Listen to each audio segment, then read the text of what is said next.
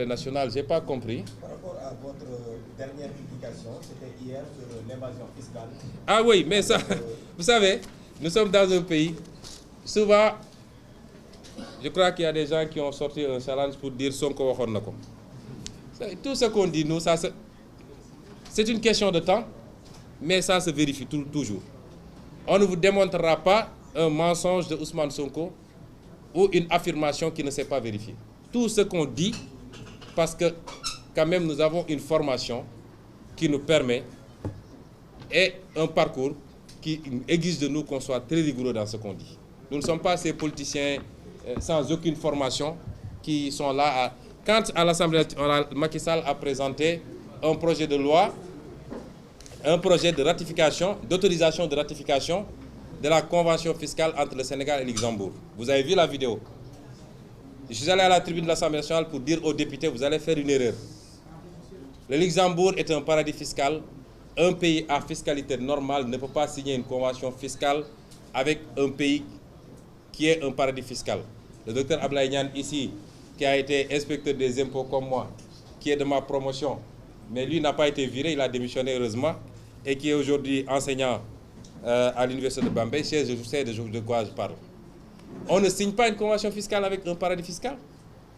Et je leur dis, vous allez commettre une grossière erreur, et quand vous le faites, toutes les multinationales qui viennent travailler au Sénégal vont domicilier leur siège à Luxembourg ou à île Maurice. Et puisqu'on a une convention de non-double imposition, ces pays ne seront pas imposés au Sénégal, mais une fois en île Maurice, ils ne payent pas d'impôts. Et c'est ça l'évasion fiscale. Juridiquement, ce n'est pas illégal.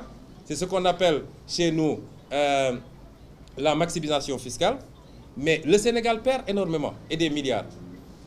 Mais puisqu'on a une majorité robotique, comme je l'ai dit, vous avez des députés, 125 députés de la majorité, qui peuvent dormir durant toute la séance. À l'heure du vote, on les réveille pour leur dire lever le doigt.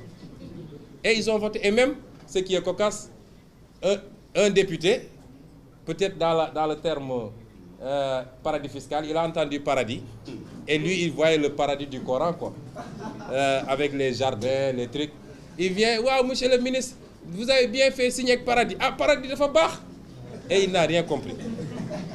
Et aujourd'hui, vous vous rendez compte, le même Macky Sall qui vient, toute honte bue, pour dire qu'on a perdu plus de 125 milliards dans la convention fiscale avec île Maurice.